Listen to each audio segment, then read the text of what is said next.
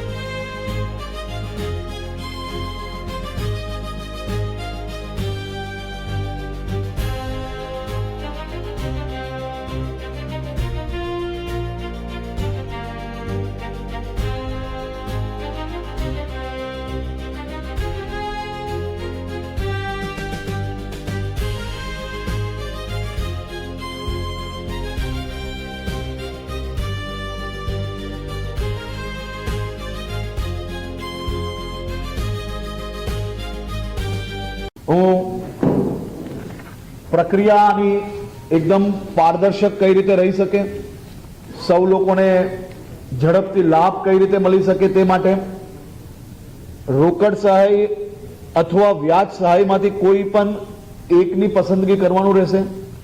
જેવા લોકો 5 લાખથી બી અંદર જીએસટીમાં છે તેવા લોકોની બી આમાં ચિંતા કરવામાં આવી છે। તેવા લોકોને સીધે સીધા 1 લાખ રૂપિયાની રોકડ સહાય મળશે। જે જીએસટીમાં ભરી રહ્યા છે એવા લોકોને આ વ્યાજ સહાયથી 5 લાખ રૂપિયા, 8 લાખ રૂપિયા અને 10 લાખ સુધીનું વ્યાજ સીધું રાજ્ય સરકાર ભરવાનો નિર્ણય લેવામાં આવ્યો છે। તમામ લોકોને પહેલા જ દિવસે અપીલ કરવામાં આવી હતી કે આપ પોતાની દુકાન, ફેક્ટરી કે જે કંઈ ધંધો ચલાવો છો, જો ત્યાં પાણી ભરાયું હોય, નુકસાન થયું હોય તેનો વિડીયોગ્રાફી અને ફોટોગ્રાફી એ મોબાઈલમાં લેવું, જેથી આને સરળતાથી અપ્રુવલ કરીને આ લોકોને લાભ આપી શકીએ। આની તાત્કાલિક કલેક્ટર શ્રીના માર્ગદર્શનમાં એની ટીમ દ્વારા આ ફોર્મ 48 કલાકમાં લેવાની શરૂઆત કરી લેવામાં આવશે અને તાત્કાલિક આ લોકોને રાહત ચૂકવવાનો બી નિર્ણય રાજ્ય સરકાર દ્વારા કરવામાં આવ્યો છે। સુરતમાં આવનારા સમયમાં આવી પરિસ્થિતિ ના આવે તે માટે કોન્ક્રીટ કામગીરી કઈ રીતે થઈ શકે તે માટે બી કાલે અર્બન સેક્રેટરી શ્રી થેનારસનજીને એમની આખી ટીમને સુરત મોકલ્યા હતા। આખા દિવસ દરમિયાન આ ખાડીઓને કઈ રીતે વધુ કેરિંગ કેપેસિટી એમની થાય, ખાડીઓમાં જે બી કોઈ દબાણ થયા હોય તે દબાણને કઈ રીતે મુક્ત કરાય તે માટે બી કાલે આખો દિવસ સુરત શહેરમાં આ માટે બેઠક કરવામાં આવી હતી। આની રિવ્યુ બેઠકના અંતે એમાં નિર્ણય કરવામાં આવશે। સુરત જ્યારે મુખ્યમંત્રી શ્રી આવ્યા હતા ત્યારે જ આ ખાડી રીડેવલપમેન્ટ માટે 500 કરોડ રૂપિયાની જાહેરાત કરી હતી અને તાત્કાલિક એનું સંપૂર્ણ मॉडल तैयार करीने, प्लान तैयार करीने जो 500 થી વધારે કરોડ રૂપિયાની બી જરૂર હોય તો રાજ્ય સરકાર દ્વારા તેમાં આપવામાં આવશે, તે બી નિર્ણય લેવામાં આવ્યો છે। એક ખૂબ મહત્વનો નિર્ણય એ રાજ્યની ભારતીય જનતા પાર્ટીની ભૂપેન્દ્રભાઈ પટેલની સરકાર દ્વારા આજે લેવામાં આવ્યો છે। જેમના ઘરોમાં પાણી ભરાયું હશે, જેમની દુકાનોમાં પાણી ભરાયું અને નુકસાન થયું હશે, જેમના નાના મોટા વેપારના સ્થાનોમાં પાણી ભરાઈને કઈ નુકસાન થયું હોય અને વિડીયોગ્રાફી, ફોટોગ્રાફીના આધારે એવા તમામ એકમોને 1 વર્ષ માટે,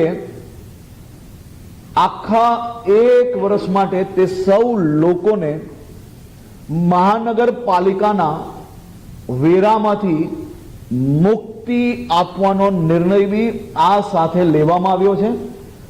आज सुधीनो सौथी मोटू पैकेज ए महानगरपालिका के कोई भी विस्तार में वरसाद आव्यो होय ने नुकसान थयुं होय तेमां આદરણીય મુખ્યમંત્રી શ્રી ભૂપેન્દ્રભાઈ પટેલ દ્વારા આ નિર્ણય લેવામાં આવ્યો છે. હું મારા સૌ સાથીઓને અને સૌ નાગરિકોને વિનંતી કરું છું કે કલેક્ટર શ્રી દ્વારા આની સંપૂર્ણ માર્ગદર્શિકા જેવી જાહેર થાય એવું તાત્કાલિક આપની નુકસાની તથા વેરા મુક્તિ માટે બી મહાનગરપાલિકા દ્વારા સર્વે કરાવીને એ સોસાયટીઓને સંપૂર્ણ 1 વર્ષ માટે વેરા મુક્તિ માટેનો બી કાગળો લોકોને પહોંચાડવામાં આવશે. આજે આદરણીય મુખ્યમંત્રી શ્રીના જન્મદિવસ છે અને રાજ્યભરમાં અનેક જિલ્લાઓમાં સામાજિક સેવાઓ થકી આદરણીય મુખ્યમંત્રી શ્રીનો જન્મદિવસ મનાવવામાં આવી રહ્યો છે. આદરણીય મુખ્યમંત્રી શ્રીએ ખાસ કરીને પહેલા જ અપીલ કરી હતી કે કોઈ બી પ્રકારની પેપર એડ, હારમાલા આ બધાથી દૂર રહેવું અને કોઈએ બી આવી બધી વસ્તુઓની અંદર સમય બગાડવો નહીં અને વધુમાં વધુ નાગરિકોની સેવા થકી એમનો જન્મદિવસ આજે ગુજરાતના નાગરિકો મનાવી રહ્યા છે.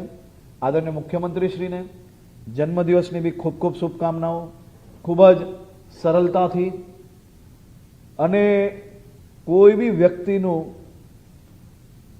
સામાન્યમાં સામાન્ય વ્યક્તિનું બી ગમે તેવું નેગેટિવ વિષય હોય, ગમે તેવું પરિસ્થિતિ હોય, ગંભીરતાથી હોય, આ બધા જ વિષયોમાં પોઝિટિવ રસ્તા કઈ રીતે નીકાળવા તે માટે તે હંમેશા પ્રયત્નશીલ હોય છે. અને લોકપ્રિય મુખ્યમંત્રી આદરણીય શ્રી ભૂપેન્દ્રભાઈ પટેલને આજે કેબિનેટના સૌ સાથીઓએ બી જન્મદિવસની શુભકામનાઓ બી આપી અને સાથે સાથે કાલે રથયાત્રાની પૂરી તૈયારીઓ રાજ્યભરમાં થઈ ચૂકી છે. રાજ્યમાં અનેક જિલ્લાઓમાં અમદાવાદ હોય, ભાવનગર હોય, આણંદ જિલ્લો હોય કે પછી રાજ્યના અલગ અલગ જિલ્લાઓમાં ભગવાન જગન્નાથજીની રથયાત્રા કાલે ખૂબ જ ઉત્સાહપૂર્વક નીકળે તે માટેની વ્યવસ્થાઓ રાજ્યના વહીવટીતંત્ર દ્વારા કરવામાં આવી છે.